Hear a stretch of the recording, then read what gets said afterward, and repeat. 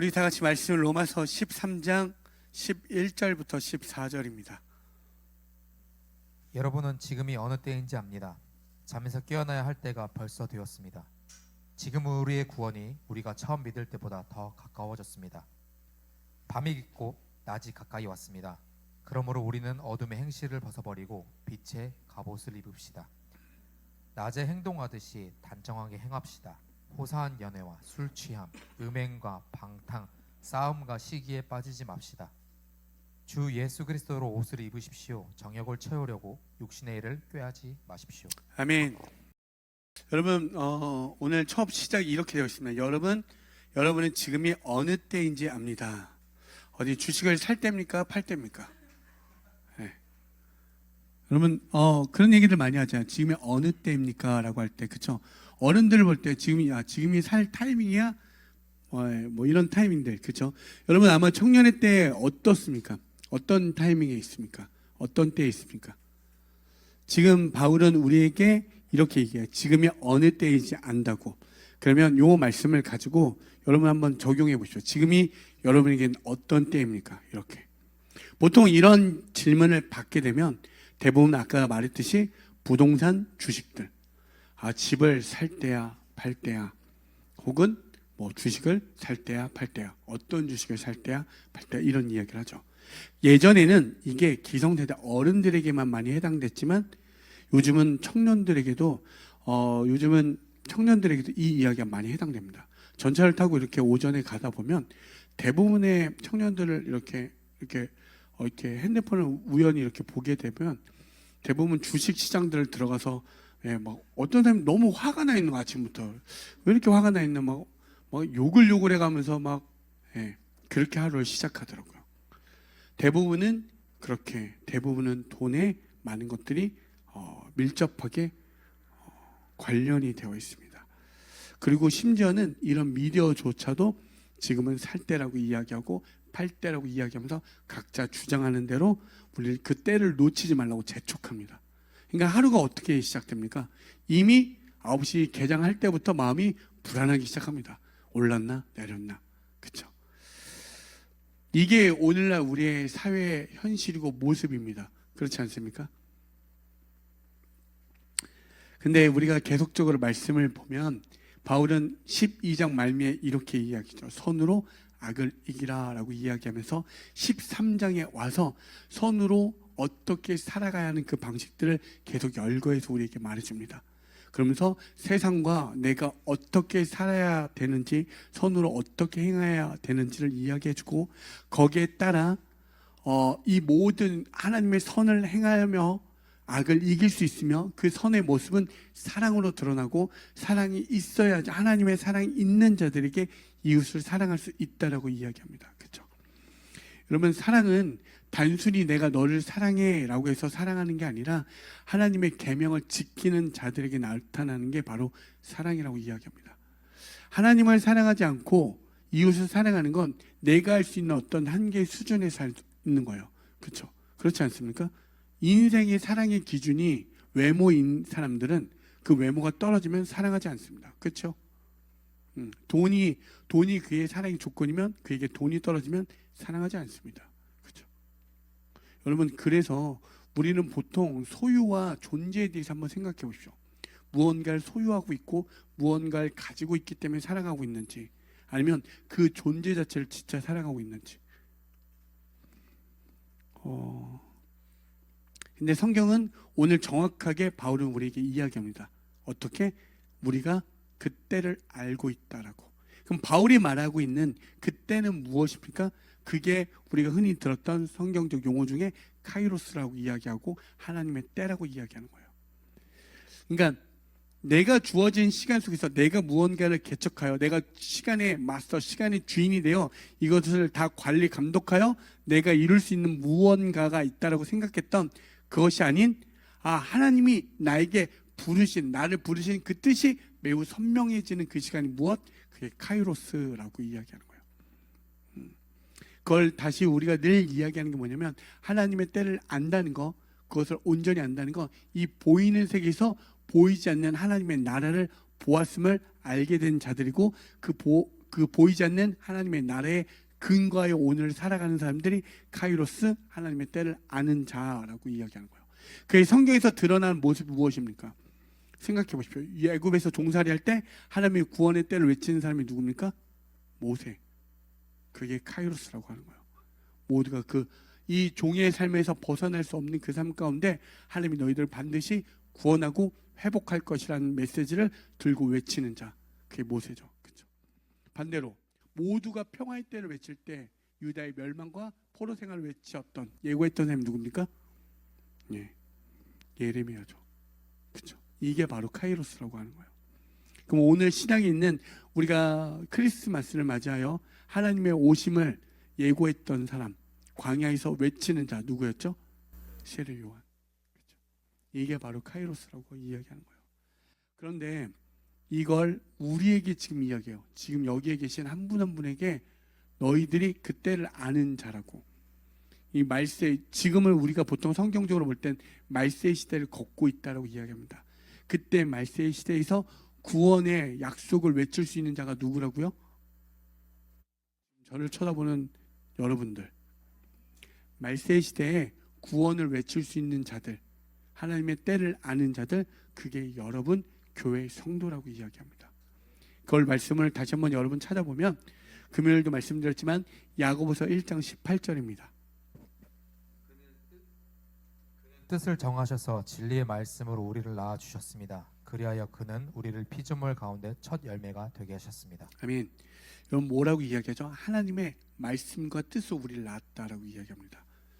나는 누구의 어머니, 누구의 아버지로부터 태어난 존재, 이게 아니라 성경을 알고 그 크로노스, 그 시간, 이 일반적인 세상의 시간 속에서 하나님을 아는 자들은 오늘의 말씀에 근거하여 어떻게 하나님의 뜻 가운데 이미 정하셔서 주의 말씀과 뜻으로 날 낳았구나, 이걸 아는 자들.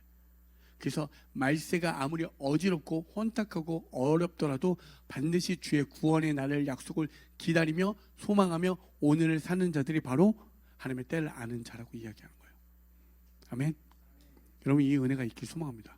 이걸 아는 사람들이 할 수 있는 게 무엇이냐면 세상의 방식에 그냥 흘러가고 떠내려가는 게 아니라 그 세상의 방식에서 하나님의 뜻대로 살아가는 자가 된다고 이야기합니다. 그게 오늘 말씀에 12절 13절에 나옵니다. 밤이 깊고 낮이 가까이 왔습니다. 그러므로 우리는 어둠의 행실을 벗어버리고 빛의 갑옷을 입읍시다. 낮에 행동하듯이 단정하게 행합시다. 호사한 연애와 술 취함, 음행과 방탕, 싸움과 시기에 빠지지 맙시다.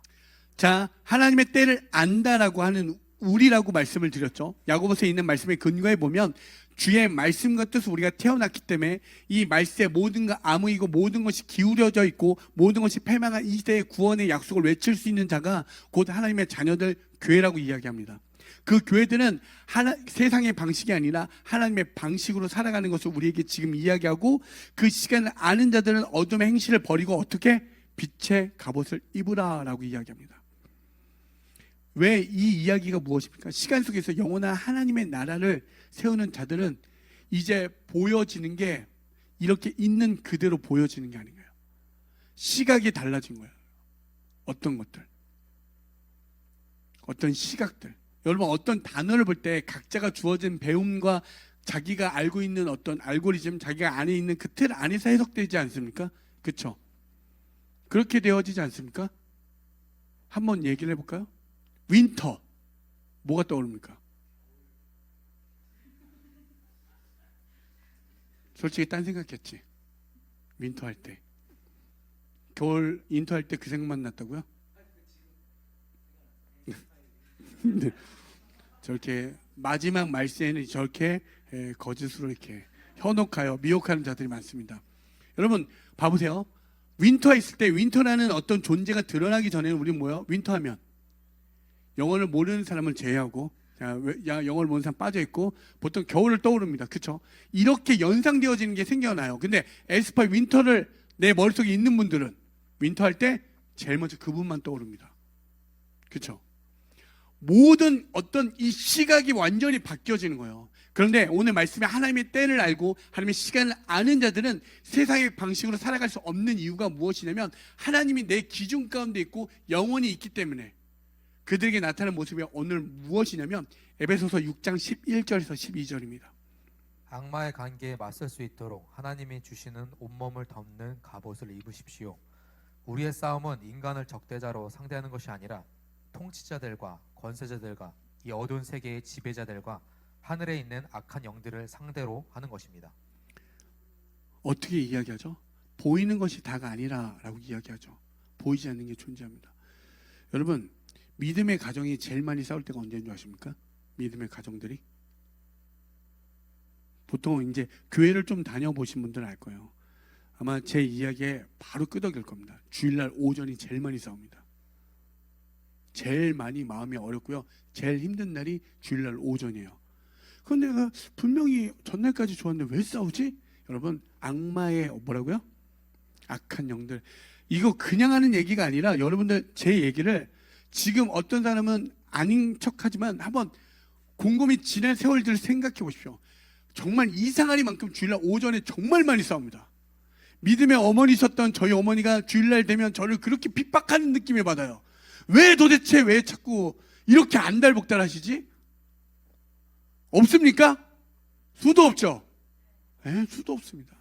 제가 왜 괜히 이야기하는 게 무엇이 아니라 정말 이 말씀이 여러분들 악마의 관계에 맞설 수 있도록 하나님이 주시는 온몸을 덮는 갑옷을 입으십시오라고 하는 게 그냥 하는 게 아니라 정말로 이상하리만큼 교회를 알고 하나님을 아는 자들은 평소에 아무렇지도 않았던 일들이 어떨 때 이상하리만큼 주의 길로 가고 주의 말씀으로 살아보려고 하고 주의 뜻 가운데 선포하여 나아가려고 할 때마다 이런 것들 많이 부딪히는 걸 경험하게 됩니다.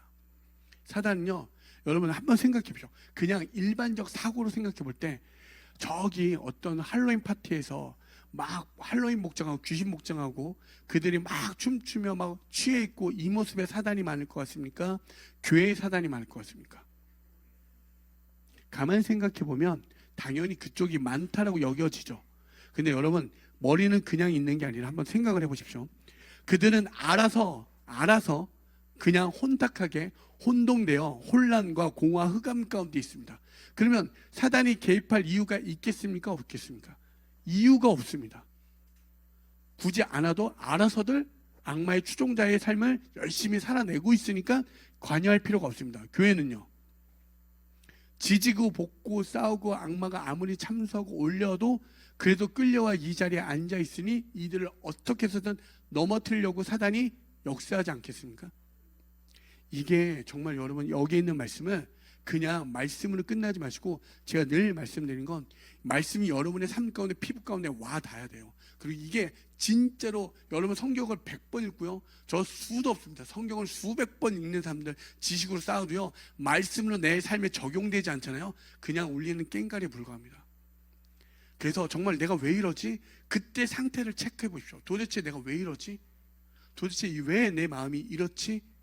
그럴 때 여러분은 주의 빛의 갑옷을 입으라고 하는 건 어둠을 폭로하라고 이야기하는 거예요. 정말 내가 주의 빛의 갑옷을 입은 자로서 내가 지금 어둠 가운데 있구나, 어둠을 드러내라고 이야기하는 거예요. 오늘 13절에 나왔던 그 모든 것들 보십시오. 어떤 난잡한 파티에 술 취함, 음행, 성적인 방탕, 싸움, 시기 다 어디에서 비롯됩니까? 하나님의 부재, 선의 부재고 선의 결핍에서 비롯된 모든 것들입니다. 그때 이 모든 것들이 어디에서 발생되지? 내가 하나님으로부터 멀어져 있음을 그때 발견하라고 이야기하는 거예요. 에베소서 5장 14절부터 16절입니다. 드러나는 것은 다 빛입니다. 그러므로 잠자는 사람아 일어나라. 죽은 사람 가운데서 일어서라. 그리스도께서 너를 환히 비춰 주실 것이다 하는 말씀이 있습니다. 그러므로 여러분은 어떻게 살아가야 할지를 살피십시오. 지혜롭지 못한 사람처럼 살지 말고 지혜로운 사람답게 살아야 합니다. 세월을 아끼십시오. 때가 악합니다. 잠자는 자는 무슨 걸 뜻하냐면 하나님의 때를 알지 못하고 자기의 시간 속에 살아가는 사람들을 이야기하는 거예요. 그래서 그들은 일어나라고 하는 거예요. 너희들 다 알겠어. 일어나. 깨어 있어. 진짜 시간이 있단다. 그걸 이야기해 주는 거예요. 그러면서 세월을 아끼라. 때가 악하다는 건 뭐냐면 하나님의 때를 망각하고 자기의 시간대로 내 모든 어떤 플랜과 계획 속에서 살아가는 거. 근데 여러분 이런 거 있죠. 내가 계획을 세우고 내 열심으로 살아가는 게 왜 악한가라고 하는 질문이 되어지지 않습니까? 다시 한번요. 세월을 아끼십시오. 때가 악합니다라고 할 때 이 모든 게 무엇이냐면 내가 시간의 주인이 되는 걸 이야기해요. 하나님 없이도 내가 이 시간을 관리 감독하여 내가 이룰 수 있음을 이야기하는 게 악하다라고 이야기하는 거예요. 그걸 내가 주인 되는 그 삶이 악하다라는 그 질문을 여러분 한번 생각해 보십시오. 도대체 왜 악하지? 이렇게 되어져요. 그걸 성경적으로 그냥 쉽게 이야기하면 선악의 기준이 내가 되는 겁니다. 내가 선악의 기준이 내가 되는 거고, 피조물인 인간이 창조주 행세를 하는 걸 세월을 아끼고 아끼라라고 하는 그 말씀을 같이 겸하여 이야기할 수 있어요. 그러면 그때 나타날 모습이 무엇입니까? 어제는 옳았던 것이 오늘이 옳음이 되지 않고요. 또한 손해가 오면 합리화하려고 하는 모든 모습들, 그게 사사기에 나왔던 각자 자기 소견에 옳은 대로 행하였더라라고 이야기하는 거예요. 오히려 내가 내 시간을 그렇게 일하여 자유를 쫓고 추구하는 것 같지만 결국에 다 혼란밖에 초래되지 않습니다. 이걸 삶을 한번 제가 적용시켜 볼까요? 여러분, 관계에서 내가 주인 되는 삶을 한번 보십시오. 나는 상처받기 싫고 도움되는 사람만 관계하고 싶은 게 자기 보호죠. 그렇죠? 결국 그 안에서 계산되어지는 게 뭡니까? 자기 계산이에요. 아, 너는 나한테 도움이 되겠구나. 내가 너와 관계하겠고. 그렇죠? 너는 도움되지 않으니까 눈길 한번 주지 않습니다. 인사해도 예, 안녕하세요. 그렇죠? 이렇게 인사하죠. 그리고 사랑은 뭐죠? 무조건 조건으로 거래가 됩니다. 내가 사랑을 주는 모든 게 거래가 될 수밖에 없어요. 아, 저 사람은 나한테 무언가를 주니. 이게 관계에서 드러난 내가 주인 되는 삶이에요. 그렇지 않습니까? 그럼 성공을 해볼까요? 성공에 있어서 내가 주인 되는 삶이 얼마나 악한 건지, 이 선택이 나한테 유리한가 유리하지 않는가, 그걸 반드시 계산하게 되어 있습니다. 그리고 이 선택이 나의 가치를 높여주는가 높여주지 않는가를 우리는 계산하게 됩니다. 실패하면 어떻게 되죠? 여러분, 돈을 잃어버린 사람들이 실패하면 존재의 의미를 잃어버립니다. 난 망했어? 내가 잃었던 모든 금자탑이 없어지면 그 존재 뭐야? 나는 살 필요가 없어. 존재의 의미를 사라져버리죠. 그렇죠? 여기에서 비록 발생되는 게 무엇입니까? 비교와 경쟁밖에 없습니다. 끊임없이 남을 밟아서라도 그 자리에 올라가야 돼요. 결국 내가 주인 된다는 건 내 인생의 심판관이 내가 되기 때문에 그것의 성공과 실패 여부에 따라 나는 죽기도 하고 살기도 합니다. 근데 남을 눈으로 실제적으로 총과 칼로 그를 죽이지는 않지만 우리는 수많은 경쟁으로 그들을 많이 죽이기도 합니다. 여러분, 눈에 보이지 않으니까 안 죽이는 것 같죠? 아니요. 우리는 사회적 죽음, 철학적 죽음. 여러분, 우리 되게 가볍게 생각하죠? 이 가벼움의 칼부림이 너무 많아요. 아파요. 여러분, 안 아픈 것 같죠? 다 아픕니다. 여러분, 이 수많은 가벼움의 말 속에서 우리는 꽤 많은 철학적 사고와 그 생각 속에서 너무나 많은 선악을 저지릅니다. 여러분, 절대 우리는 내가 주인 삼는 것들, 하나님 외의 것들이 얼마나 악한지 발견하십시오. 빛의 옷을 입는다는 건 너무 은혜예요. 우리가 나는 악한지 몰랐는데, 나는 아닌 줄 알았는데 그 빛의 옷을 입는 순간 내가 얼마나 악한 존재임을 발견하십시오. 여러분에게 우리가 죄가 많다고 해서 우리는 다 죄인에서 몰고 가서 싹 다 우리를 어떤 시궁창으로 던져버리는 게 아니라 그걸 발견하라고 이야기하는 거예요. 그랬을 때 비로소 아, 내가 그러면 이곳에서 어떻게 벗어날 수 있지? 그건 그리스도의 옷을 입는 것밖에 없다라고 우리에게 이야기하는 거예요. 아멘. 14절 한번 보시면 주 예수 그리스도의 옷을 입으십시오. 정욕을 채우려고 육신의 일을 꾀하지 마십시오. 이렇게 이야기합니다. 그리스도의 옷을 그리스도로 옷을 입으라라고 이야기합니다. 그러면 그리스도로 옷을 입는다는 게 무엇입니까? 말씀은 다 이야기해줘요. 갈라디아 3장 27절에 이렇게 이야기합니다. 여러분은 모든 세례를 받아 그리스도와 하나가 되고 그리스도를 옷으로 입은 사람들이기 때문입니다. 무엇이죠? 그리스도로 옷을 입는다는 건 세례를 받는다라고 이야기해요. 그러면 세례가 무엇입니까? 내가 하나님을 선택한 게 아니라 하나님이 나를 선택하여 주의 자녀로 삼아 주셨다는 사실. 거의 언약의 언약의 흔적으로 증거로 이야기해 준 게 세례라고 이야기하는 거예요. 우리가 세례하잖아요. 세례는 단순히 그게 아니라 내가 하나님을 선택한 게 아니라 하나님이 나를 자녀 삼아 주셨구나. 그것을 언약의 증거로 흔적으로 이야기해 주는 거예요. 그러면 거기에서 나오는 게 무엇인지 아십니까? 나는 과거의 어떤 사건이 아니라 오늘 나의 삶이 규정되는 거예요. 내가 어떤 자인지, 내가 무슨 자인지, 내가 어떠한 지금 삶을 살아가야 하는지. 그냥 세례는 단순히 믿음의 고백이 아니라 내가 오늘 믿음으로 오늘 어떻게 근거해야 살아갈지를 이야기해 주는 거예요. 다시 말해서 그리스도로 옷을 입었다는 건 내가 그래서 새 삶이 되었다는 게 아니라 내가 어떤 자인지 알게 된 거예요. 내가 이미 어떠한 자의 모습인지를 깨닫게 된 거예요. 내가 하나님의 자녀였구나. 이걸 깨닫는 게 그리스도로 옷을 입은 자 된 거예요. 여러분, 여기에서 이 땅에서 죄를 지면 여러분 예를 한번 생각해 보십시오. 부인을 팔아넘긴 죄를 지은 사람 아브람보다 낫지 않습니까? 다윗? 여러분들 친한 부하는 없으니까 친구를 넘긴 적 있습니까? 그럼 친구의 부인을 탐한 적 있습니까? 다윗. 어둠이 드러났을 때 여러분들에게 제가 계속적으로 이야기하는 게 무엇이냐면 그 죄를 합리화하자는 게 아니라 그 어둠이 드러나시라고요. 거기에서 벗어날 수 있는 길이 없다는 걸 발견하십시오. 막다른 길을 마주하십시오. 그게 때로는 실패고 넘어짐이 될 수도 있습니다. 근데 마주해 보십시오. 거기서 정말 내가 벗어날 수 없는 길을 마주할 때 진짜 빛 대신 예수밖에 없음을 발견하시면 거기에 말할 수 없는 은혜가 있다는 사실입니다. 아멘. 그래서 그리스도로 옷을 입으라라고 이야기하는 거예요. 그래서 하나님의 때를 아는 자들은 내가 어떻게도 주의 은혜 아니면 살아갈 수 없구나.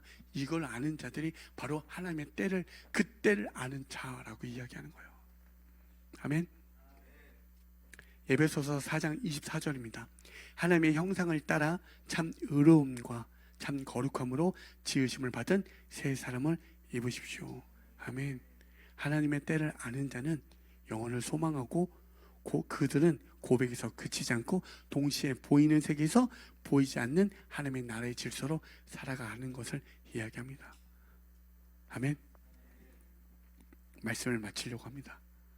너무 좋죠? 빨리 끝나니까. 제가 사족을 달지 않고 쭉쭉쭉 이야기했습니다. 제가 설교를 할 때 핵심만 이렇게 쭉쭉 전하면 되는데 여기 앉아 이렇게 보잖아요. 어떤 사람이 이게 무슨 말인지, 어떤 사람은 그렇게 살고 싶지 않은데 거부하고 싶은 사람이 있고, 그렇게 사는데 안 돼요. 눈물을 흘리는, 마음을 흘리는 사람이 있습니다. 여기에 서 있다 보면 그런 마음들이 느껴져요. 그때마다 저는 요 앞에 설 때마다 어떤 마음을 쓰냐면, 하나님, 부족한 자가 말씀을 준비했지만 정말 저들에게 하나님의 말씀이 들어갔으면 좋겠습니다. 저부터도 안 되는데 정말 하나님 말씀으로 같이 살아냈으면 좋겠습니다. 이 마음이에요. 그러다 보니까 하나님, 오늘 그 말씀이 들어갈 수 있는 그 한 사람이 있다면 그를 위해 전하게 해주십시오. 여기가 다가 아니라 오늘 그 한 사람이 필요하면 그 말씀을 전하게 해주십시오. 그 마음이 있습니다. 끊임없이 포기가 안 돼요. 입이 찢어져라 하품하는 자가 있고 눈물 흘리는 자가 있고 많이 있습니다. 그게 저를 주장하는 게 아니라 그들에게 하나님이 전달되기를 바라는 마음이에요. 정말로. 근데 그 하나님 때를 아는 자들은 여러분 정말 삶이 달라져요. 바뀌어져요. 정말 예수의 삶이 드러나게 되어 있습니다. 잘났다 여기는 게 아니라 예수의 삶을 살아간다니까요. 예수님의 삶이 드러나는 교회면 어떻겠습니까? 미칠 것 같지 않습니까? 반드시요 그 사람에게 빛이 드러나게 되어 있습니다. 예수가 우리 안에 있는데 아무리 가리우려 하더라도 빛이 드러나요. 은혜 아닙니까? 그게 기대되지 않습니까? 이렇게 모든 게 경쟁으로 끊임없이 보이지 않는 철학적 피를 매일매일 흘리면서 끊임없이 비교와 경쟁과 모든 것이 남을 넘어져라 박살나라 깨져라, 그래야 내가 산다, 이런 시대를 살고 있는데 여러분, 그 은혜가 있기를 소망합니다. 여러분 각자의 때가 있잖아요. 저는 그것들이 다 서로가 응원해주고 더 많이 격려해주고 축복해줘서 좋은 일들이 많이 일어났으면 좋겠습니다. 하지만 그런 일들이 일어났을 때 왜 나에게 이 일이 일어났는지, 왜 내게 주었는지 그것을 나의 계산으로 끝내지 마시고 하나님의 때로 찾으셔서 하나님의 뜻을 발견하셔서 그 뜻으로 나아가기 소망합니다. 아멘. 그런데 때로는 내 때 왜 나는 이렇게 어둠과 힘듦과 이 혼돈과 공허 속으로 들어가지? 그때 혼자서 허우적거리지 마시고 같이 기도했으면 좋겠습니다. 나는 왜 이렇게 아프지? 나는 왜 이렇게 괴롭지? 그때 하나님의 뜻을 발견하실 때 말할 수 없는 빛을 발견할 수 있어요. 여러분 주저하지 마십시오. 그냥 혼자 움츠러들지 마시고 혼자서 끙끙 앓지 마시고 다 아니면 저라도 찾아오셔서 같이 기도했으면 좋겠습니다. 아프신 분들은 어려워하지 마시고 같이 기도하여 하나님의 그때로 하나님의 시간으로 나아가는 우리 모두가 되어지길 간절히 소망합니다. 그래서 하나님의 때를 기억하여 오늘 살아가는 저와 여러분이 되어지길 소망하고요. 어둠의 행실을 벗기 위해서 자기의 중심적 모든 계산이 벗어나는 이 시간이 되어지길 소망합니다. 빛의 갑옷을 입고 단정히 행하기 위해서 억지로 노력하는 게 아니라 하나님의 뜻과 말씀으로 내가 나았음을 기억하여 하나님의 나라의 자녀의 정체성이 회복되어지길 간절히 소망합니다.